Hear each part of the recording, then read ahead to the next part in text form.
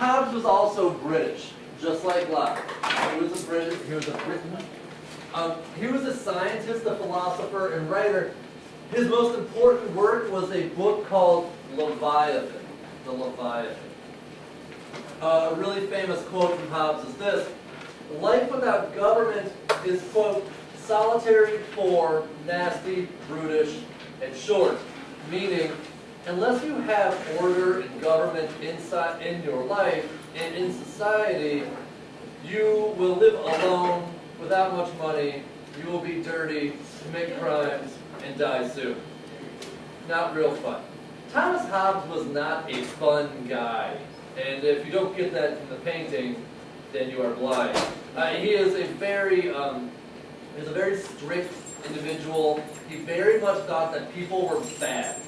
Hobbes thought that people were bad and stupid, and that they were not smart enough to rule themselves. He thought that kings were necessary because people were so dumb.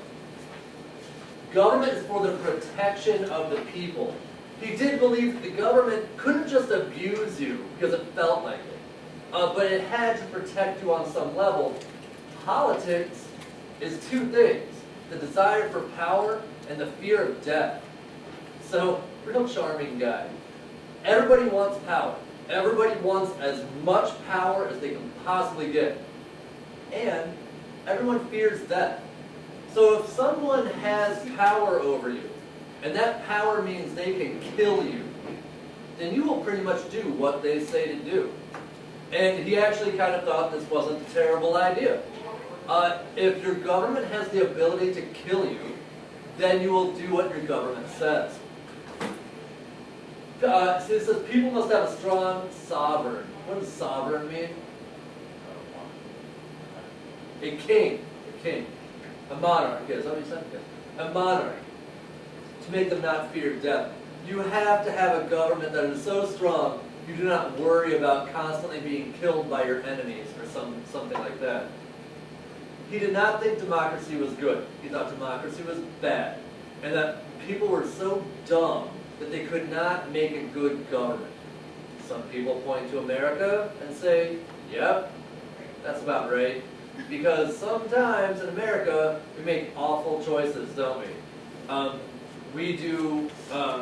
As a country, we do ugly, stupid, and bigoted things sometimes. And some people look at us and be like, well, maybe the Americans just aren't smart enough to do this. And sometimes I have to agree. He did say you have to have rights and the government has to be accountable. Bringing us to the Baron de Montesquieu.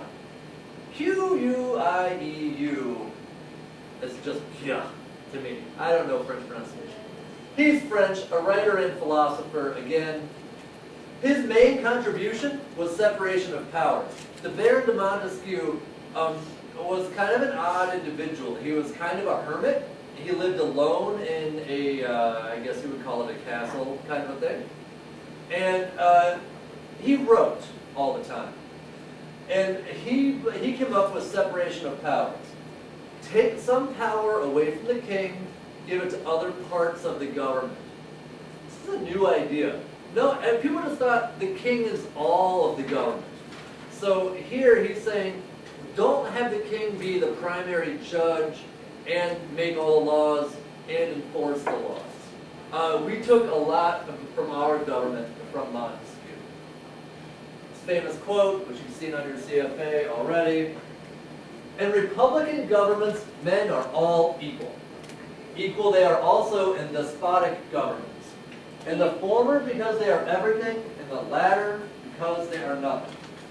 Take a look at the quote. This kind of flummoxed some of you on the CFA, which I will be grading soon. What's a Republican government? That's a small r Republican. It's a democracy, yes. A big R Republican means the Republicans are in charge. In Republican governments, men are equal. Meaning, in a democracy, we're all the same. Equal they are also in despotic governments. What is despotic? It's a tyranny. Equal you are as well in a tyranny. In the former, which would be the democracy, you are everything. So in a democracy, the people are everything. And in the latter, In the despotic government, you are nothing. So equality is not necessarily good. You could all live right now in the Democratic Republic of Congo. That is an awful dictatorship. You are equal to everyone there. But that's awful, because the government can kill you, they give you no protection, and they are often stealing your money and murdering your neighbors. Everybody's equal though. In a democracy, we're all equal as well, but we're equal because we are powerful. All right, 4 purposes of government. Like, why do we have any of this? I don't mean government class, I mean government in general. First, maintain order. Make sure their things are going smoothly. Provide services, police, fire, schools, and things like that. Provide national security. Make sure that those pesky Canadians don't try to invade. And make economic decisions. That's the only reason that we have government. Without these purposes, there is no reason for it. 2 definitions: unitary system and federal. If I say unitary, what does uni mean? One, right? Unitary system is a government where all the powers are in one branch. This is usually a dictatorship. The executive, or the dictator, has all the power. A federal system is where you have the power of government divided up between different levels. Which do we have in America? Federal system. Because we have the executive, judicial, and legislative branches. A constitution is a plan for a government. The Constitution, when we say the Constitution, we mean our plan for our government. A constitution is there to set the ideals for a country. We, the people of the United States of America, in order to form a more perfect union, etc., etc., etc., those are our goals, our ideals. We are free and equal. We are powerful as individuals. It establishes the structure of government. Articles 1 through 7 tells us how we set up the government. And it provides the supreme law of the land. Can any law in America go against the Constitution? No. If it does, who strikes it down? Supreme Court. That's what the Supreme Court does. They strike down things that are against the Constitution. You've had this in 9th grade. I want to go over it again so that we know where we're going this year. What do I have? 5 kinds of government. An autocracy, there's more actually. An autocracy is ruled by one person. Also sometimes called dictatorship. But this is, if you see the term autocratic, it means just one guy rules. A totalitarian dictatorship, absolute rule over the people by one person. We call it totalitarian because here the dictator is not happy with just running what you do, they want to run what you think. So a totalitarian dictator uses a lot of propaganda and tries to get you to buy into everything that they're doing. Stalin was a totalitarian dictator. He went into churches and took out the word Jesus from hymns, or God, or whatever from hymns, and put in the word Stalin. So it'd be like a hymn, and like on one Sunday you'd go in and sing it, and be like, no, the song's all about God and whatnot. The next Sunday you go in, and the word God was like, seriously, they took little pieces of paper with the word Stalin, and like taped them on. It's like, I swear, this used to say God right here, right? I don't know, just went for it. So you're singing hymns to Stalin. Stalin was real into stuff like that. He was an unusual individual. Monarchy, ruled by a king. Absolute monarchy is similar to a dictatorship, except that when the king dies, his son takes over. In a dictatorship, when the dictator dies, it's usually whoever kills the dictator takes over. Constitutional monarchy is a monarchy where the people are still protected by a constitution. So the people have rights. What's the most important constitutional monarchy in the world? Starts with a B, ends with a written, yeah, Britain. Britain, constitutional monarchy. Britain still is an important world player, even though their time in the sun has kind of waned, to put it mildly. Oligarchy. Anytime you see these letters, oligopoly, for example, would be ruled by, or when a few people run an industry. Oligarchies ruled by a few people. And that brings me to theocracy, ruled by religious leaders. Who is this guy? The guy from where? Wait, I'm sorry, I thought you said the guy from that Borat movie. No, it's not that guy. It's not that guy. It kind of looks like him. What country is this guy in charge of? Iran. His name is Mahmoud Ahmadinejad. And he wants to murder you. All of you. Because you are disgusting American pig dogs who deserve to burn in eternal hellfire. It's a theocracy because he's not actually in charge.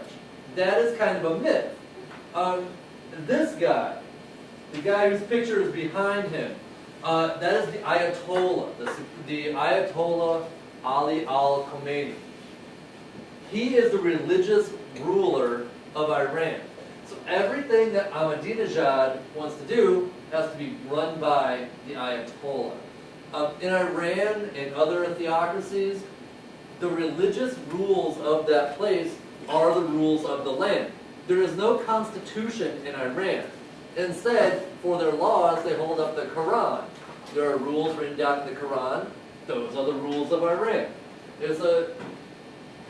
These tend to be places that are not very tolerant. You can't really be another religion in a theocracy, usually.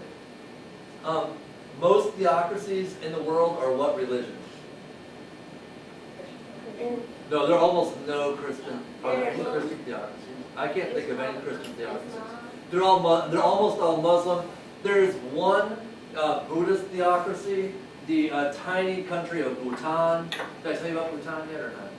Nope. Bhutan's about the size of this room. It's way up high.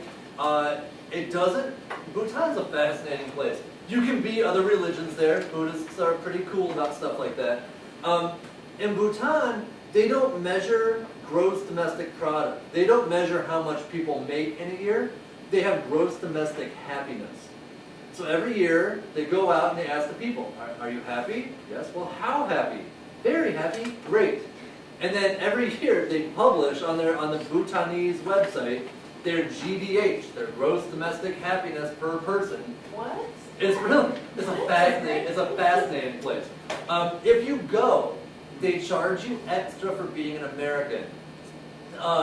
Everybody's welcome to go, but if you are a European, you get charged, it's a lot. It's like $110 a day, roughly. If you're an American, they charge you $175 a day because we're so extra annoying that you are welcome, but only if you're willing to pay. Yes? Isn't the Vatican a theocracy? Yes, the Vatican will be the only Christian theocracy I can That's think what I was of. thinking. Yeah. Yes. What if you go when you're an American, but you're part of their religion? It does not matter. They do not differentiate. Some American Buddhists do go, but not very often. It's very expensive to go to Bhutan, and I mean, aside from their GDH, there's not much reason. It's pretty, but come on, a lot of places are pretty.